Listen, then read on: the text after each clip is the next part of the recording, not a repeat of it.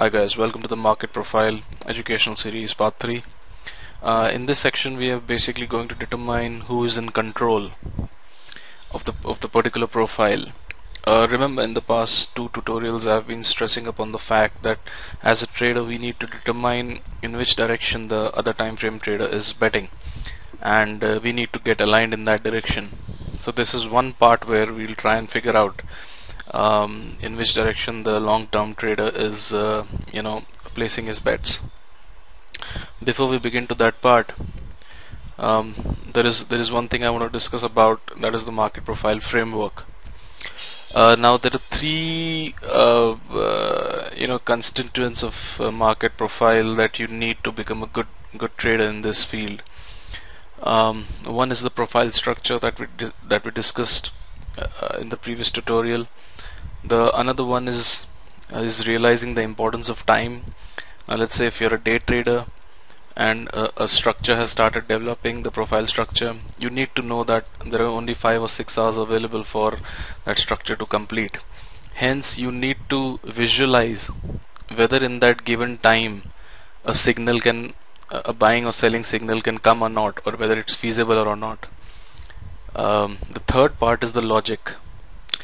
Now logic is something which no book or no tutorial can teach you. Logic comes with time, a lot of practice, but it's been said in the books that for a trader to be successful in market profile, you need to develop your logic first, and then see the principle of time, whether the opportunity exists, and the final profile structure will give you the final confirmation. If you rely solely on the structure, it might be too late to enter the trade. That is why logic is important. And don't worry too much at this stage. If you don't get the logic, you won't get it overnight. That is why market profile is relatively difficult to learn, because it requires some bit of visualization, imagination about what is going on, and then trying to confirm it through the time available and the developing structure. But at this stage I won't ask you to lay too much emphasis on it. Just go through the basics, building blocks, go to the advanced material, and day in day out, once you start seeing the profile charts, you'll start getting better. Now let's begin the control part of the tutorial. Now basically, see, we have already seen that the trading is between the local and OTF traders, and we need to determine in which direction the other time frame trader is putting his trades. If you look at if you're a positional trader, then you need to take a wider profile. It should not be of 30 minutes comprising of 6 hours of trading. Probably it should be a weak profile in which each TPO would be maybe 180 minutes or 240 minutes, something of that sort, that you have to experiment. At the end of the tutorials I will give you what I use. So what we need to do is we need to evaluate who's actually in control of that particular profile, and we do it by at this stage. There are other methods also, but at this stage we will visit only range extensions, buying and selling tails, the body of profile, and how the value area is positioned. Now range extension, yesterday we spoke about a range extension where it's basically initial balance being disturbed either on the upside or the downside. If you just think about that breakout of the initial balance, at the core it reflects strength. If the other time frame trader is not present, that initial balance won't get disturbed. Alright, sometimes that is why some adjustments have to be made, like I told you in the first tutorial, that don't go don't be rigid on rules. Sometimes what happens is initial balance just gets violated by a single TPO, and then price again comes back within the initial balance. In that profile we cannot say that OTF was present, whereas in the books you will find they'll say that it should not be disturbed, but this is the implication of modern day trading, that sometimes a single TPO happens outside the IB, so you just got to be careful with that. And it's okay, in a period of time there will be one or two profiles that happen, where the initial balance just get disturbed by a single TPO, and then it just balances out. Don't worry about that. It's just don't get too distracted with it. What we need to also determine in range extension is how elongated it is. If you remember, range extension, the length of range extension matters, also the frequency.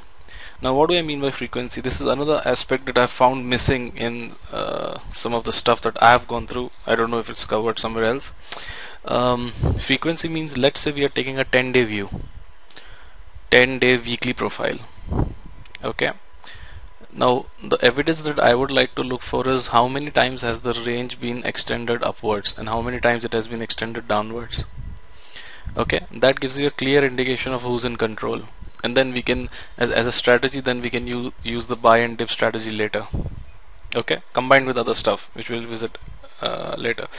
So, and also along with the direction of extension, we need to see the length of the extension, how strong the extension was, how powerful the other time frame trader was to take the market in his particular desired direction. Okay, so let us look at this range extension example.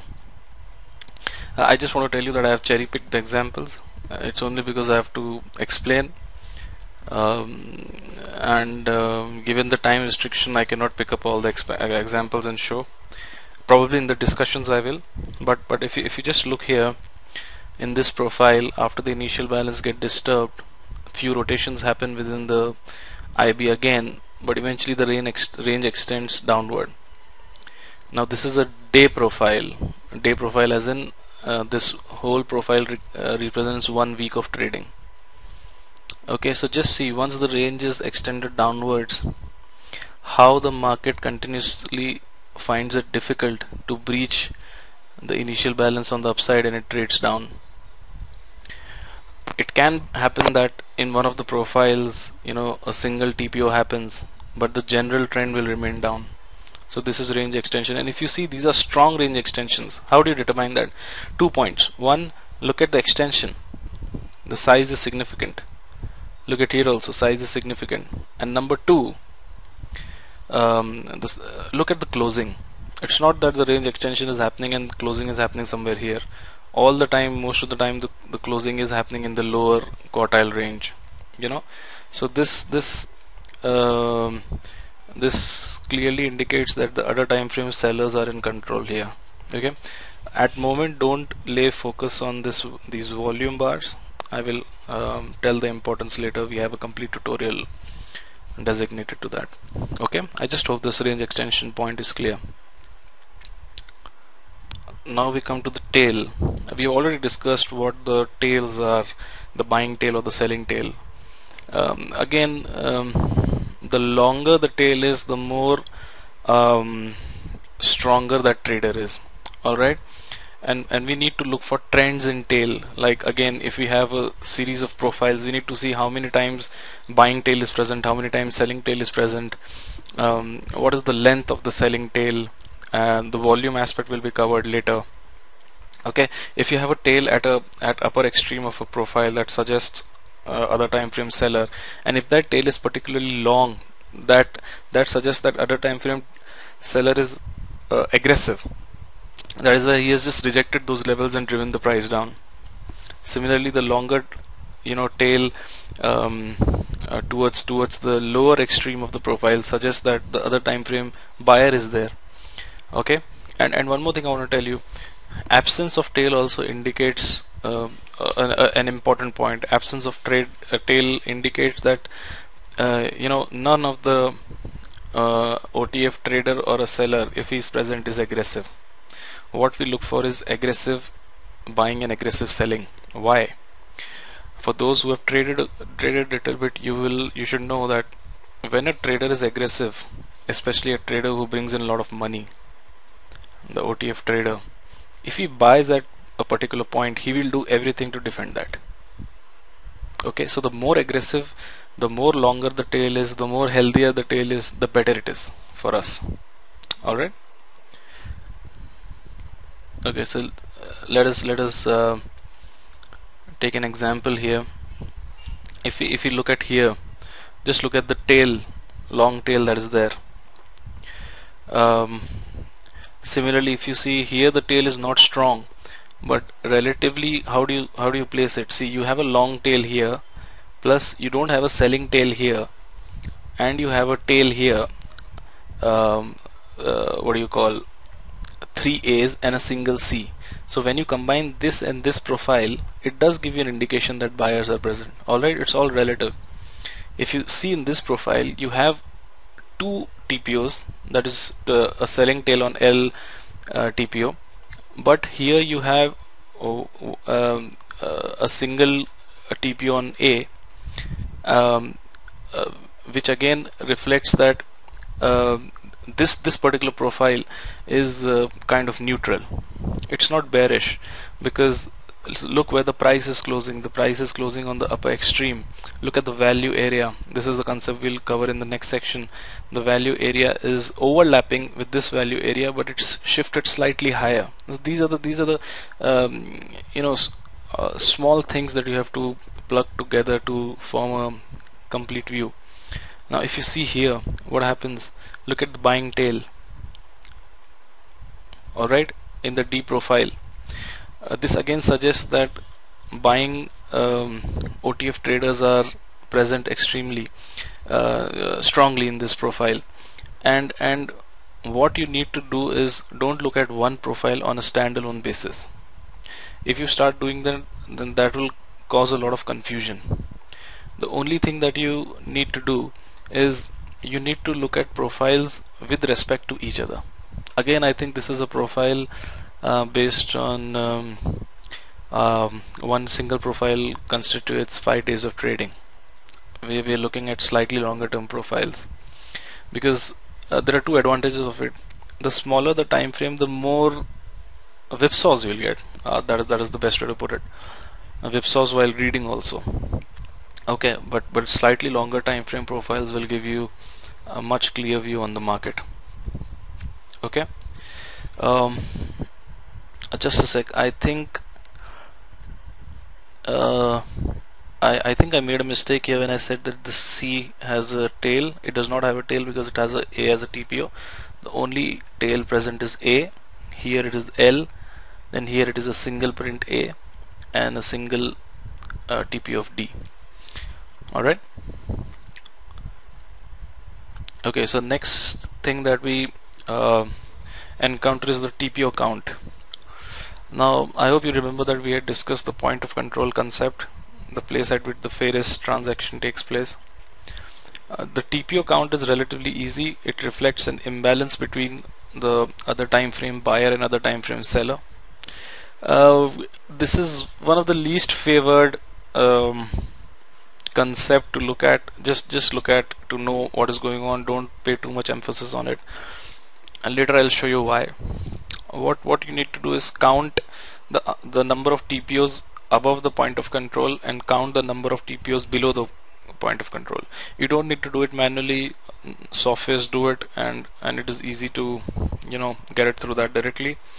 Now let's say any software will give you a ratio of 40 to 20, or let's say what example I've taken here, 50 by 28. What it typically means is that 50 TPOs are above the POC and 28 TPOs are below the POC. Now the 50 TPO which are above POC are selling TPOs. That means selling other time frame traders are present. Remember, this is only when the initial balance is disturbed. If let's say initial balance is too wide and still you have 50 TPOs within that initial balance above POC and 28 TPOs below the POC but within the initial balance, it does not signify that OTF are there. It just signifies locals are there, so avoid it. That is why TPO concept is little confusing, because what you are mostly bothered about is about the OTF traders, whereas the TPO also takes into account locals and other traders, which which you don't need to pay too much attention to. That is why TPO is relatively less favored, and you can just take it as a concept but don't rely too much on it. Now take a look here. This is market delta software that I use. In this particular profile there are 53 TPOs that are above. This is POC, remember the greater the symbol. There are 53 TPOs here, whereas there are 39 TPOs on the buying side. So this does reflect that sellers are in control, but again, just take it as a concept at this stage. Do not place some trading bias towards simple TPO count. It will form a part of the puzzle, but within that puzzle, give it the least importance. That is how I can put it. Okay. Value area. Again, I want to emphasize value area is the heart of market profile. Most of the, I think you can forget most of the concepts, but if you just lay emphasis on value area, you can design many strategies out of trading strategies out of it. Okay. Now when we study value area, we need to look for a couple of things. One is what is the position of value area with respect to the previous day value area. Okay. I missed out A here. This is value area. The second that you need to do is when you're looking at a value area with respect to the previous day's value area, you need to see whether it is overlapping or trending. Okay. Now when other time frame buyers are present, value area does not usually overlap. It just trends in one direction, and the same goes for OTF sellers. When OTF sellers are present, then value area trends down.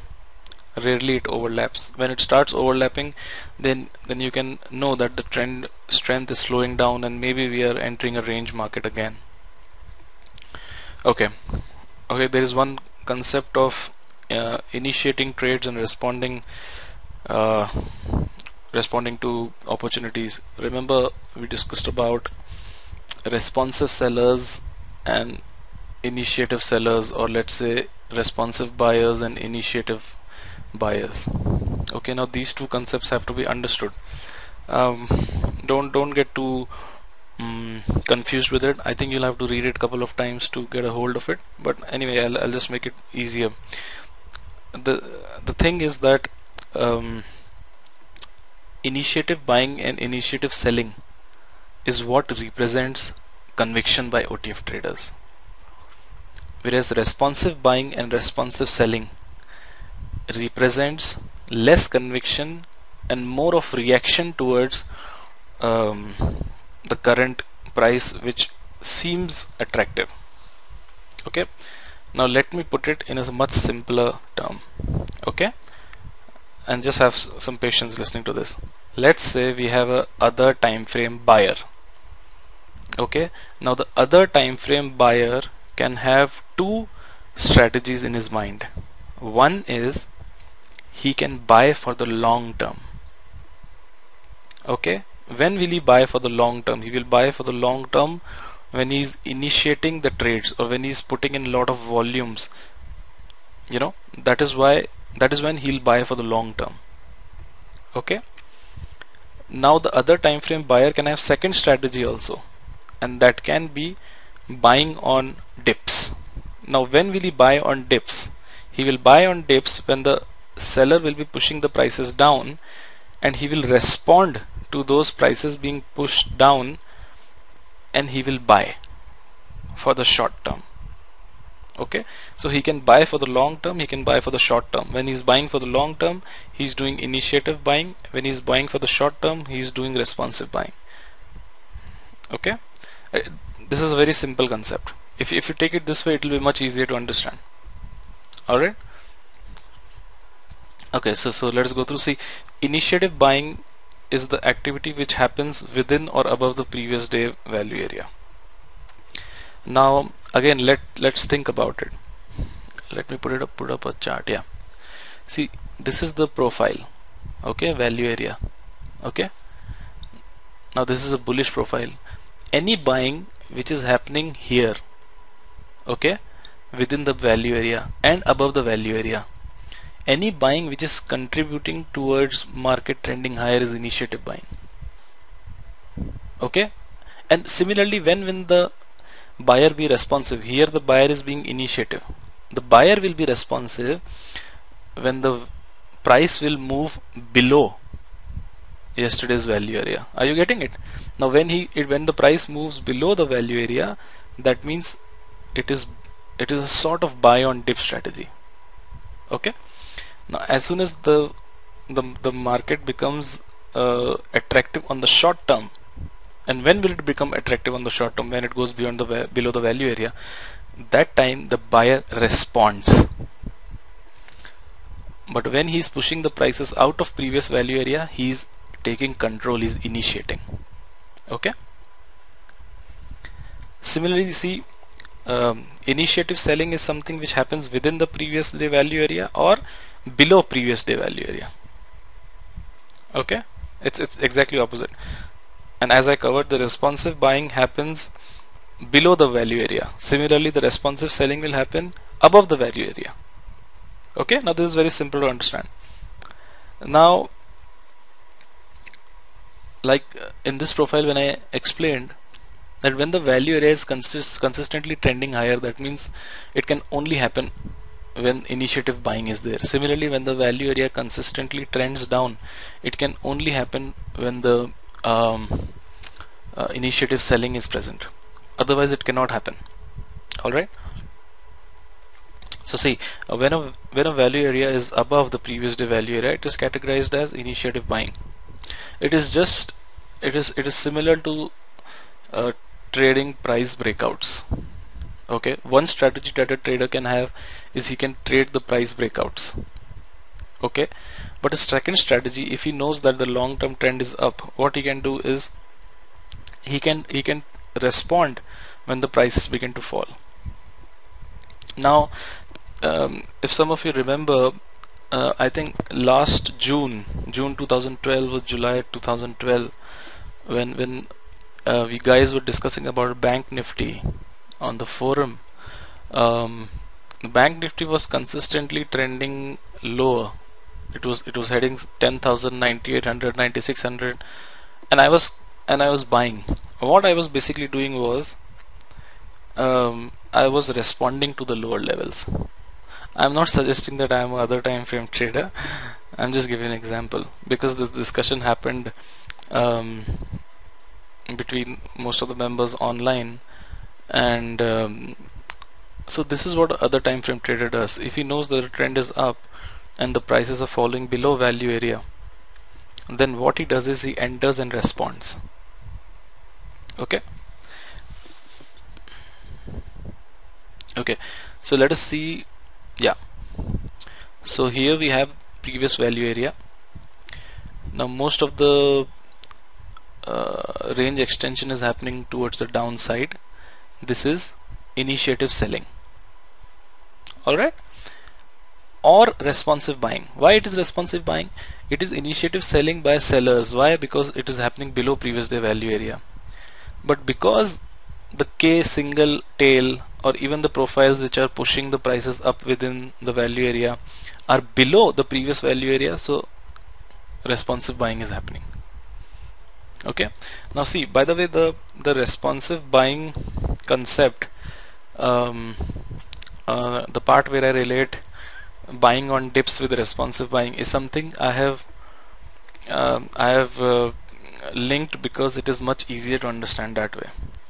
Otherwise, if you go through books, etc., you will start getting confused when a trader is initiating or when he is responsive. So that is why I've just given this example of trading breakouts and trading the dips. Okay, because then it becomes much easier to understand. If you just want to understand in a simple way, it's like, any buying that is happening within the value area above is initiating, whereas any buying that happens below value area is responsive. Okay, you can it will take a little time to get used to these things, but it will flow, don't worry. Now like I've been doing in previous tutorials, let us go back to the page. Yeah, now control. Now how do we use this control with your existing trading system? Now see, again and again I'm coming back to this concept, because with every tutorial I'm trying to link that particular tutorial with your existing trading system. Okay, now let's say your existing trading system gives you a buy. Okay, you're trading a breakout system, it gives you a buy. What you need to see? First you need to see the extension part. Now where the range extension is happening in the previous profiles, whether it's upwards or downwards. If it's happening upwards, then you get confidence that, you know what, my system is correct, maybe I should bet aggressively. Okay, similarly you need to look at tail. If there is buying tail present in those profiles, then you would know that the breakout signal that is coming is on the back of strength. It's not a mere whipsaw. Okay, the TPO part I would say leave out. Don't, just take it as a concept, don't actively use it as what do you say, decision making tool.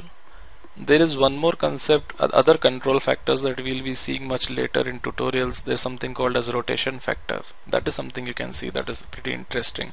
I think it's in the next tutorial or the one after that, but that is pretty interesting. And then you come to the value area. If you are seeing consistent, by the way, if you're trading a breakout system, then the breakout usually will happen out of a range. Okay, so within that range you need to see how many times the extension is happening downward or upward, how many tails are present, what is the length of the tail. Alright, similarly now you need to see the value area. It is not necessary that the price will move down and value area will move down. Okay, in a range bound market, price will usually follow the value area. It will get attracted towards it, whereas in a trending market, value area will follow the price. Now this is something we'll cover in the next tutorial, but so what you need to look out for is, let's say before your breakout happens, what is the position of value area. For that you can either refer back to last 20-30 profiles to see if the value area was trending upwards, and then if you see a region where the value area were overlapping, even in that particular range you can identify strength. You can see how many times the value area has tried to move upwards. Okay, if accumulation is happening, value area more or less often will try to move upwards. Okay, take evidence out of extension, take evidence out of tail. Okay, within that range, see how many times, what kind of profile structures have happened, how many were trend profiles, how many were, we discussed yesterday, the negative profiles are the one which are, let's say, a neutral profile, it causes uncertainty, or the positive profiles were a trend profile. Okay, in a range you will find neutral profiles, but you will also find trend profiles, because someone will be accumulating. Alright, so you need to catch these signals first. Now this particular example with the profile chart and let's say a sample breakout system, I'll show, I think in the last tutorial, where we are putting the technical analysis and market profile together, and there I'll make it much more clearer. But remember, in every profile that we are doing, we are trying to link the concepts of the tutorial to any system that you may have, because that is the key. Do not cut that link, otherwise after some time market profile will seem irrelevant to you. So what you need to do is, all the concepts that we go through, keep watching the videos and try and link it with any system you have, and then see how it's helping you. Alright, if possible, those of you who are on forum, try and open up your particular sections to see, to note down your observations, etc. What I'll do is I'll try and open a dedicated section there in which I will write about daily observations and let's say we'll pick up some system from the forum only, and that way we can analyze what's going on in the market. Alright, so until next time, see you guys.